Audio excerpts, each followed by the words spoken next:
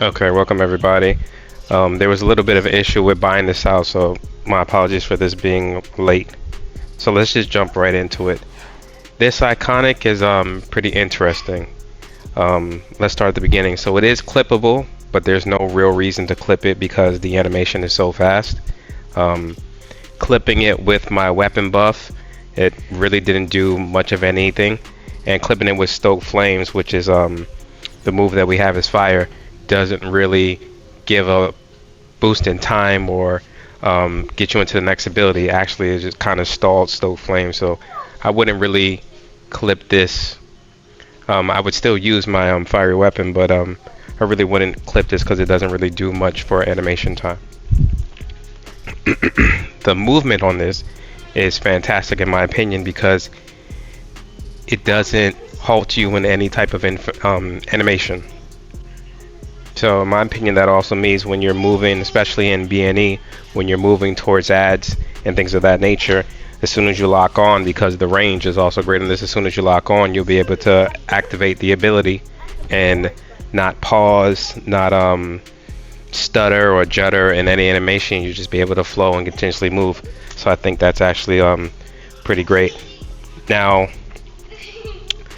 it shines in the AOE. So base damage without any artifacts, just the might that I had alone, I was hitting 2 million in 7 seconds, which is actually pretty decent for one ability.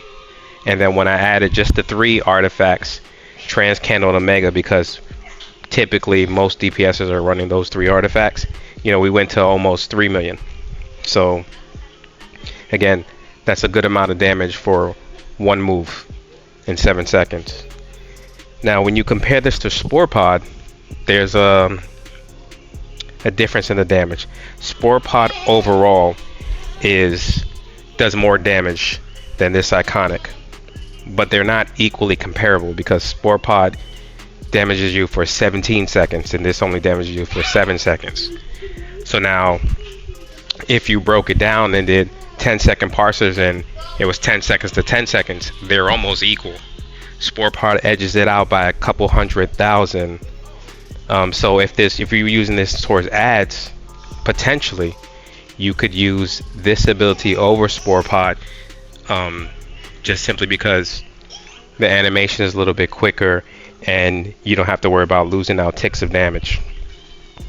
Also, you can use them together, and I did show using them together, and it was like almost 6.6 million damage in 10 seconds. So that's a decent amount of damage if you can figure that out in your loadout, if you can use it. So let's see. Okay, so let's switch over to tank now. So sometimes in the testing I get a little bit too much because when they say it adds 10% this or 20% that, I actually try to break down the numbers to see if that's what I'm getting. So it does a little bit over 10% or adds a little bit over 10% defense when you're in tank role, which is it's pretty good. The pull range is similar to the AOE pull that we have as fire Backdraft, so it's the same range. It's close mid-range, so it's, you have to be close enough to ads to where they can, in quotation, see you or grab aggro by being in their vicinity. So that's pretty much similar, but this ability roots the enemies. So when you pull them together, opposed to Backdraft, which just brings them together in a circle around you, this brings them together in a circle and then roots them next to you, and then you're also getting the healing for using the ability. So I think that that's more beneficial than Backdraft. Now the time difference in them is that this is 12 seconds and Backdraft is 3 seconds. So that's a huge difference. But let's talk about the healing on that. Just for the healing purposes, this Magma Vortex outdoes Backdraft in healing significantly. I think we were at 900,000 or in the 900,000s of healing, and because it's not comparable time frame, because this heals you for 5 seconds and Backdraft heals you,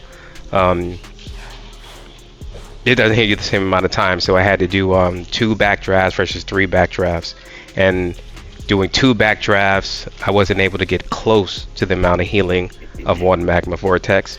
And doing 3 backdrafts, which was like 6.8 seconds, I still wasn't able to get close to the healing. So the healing is significantly better using this ability. So potentially in tank role, you may be able to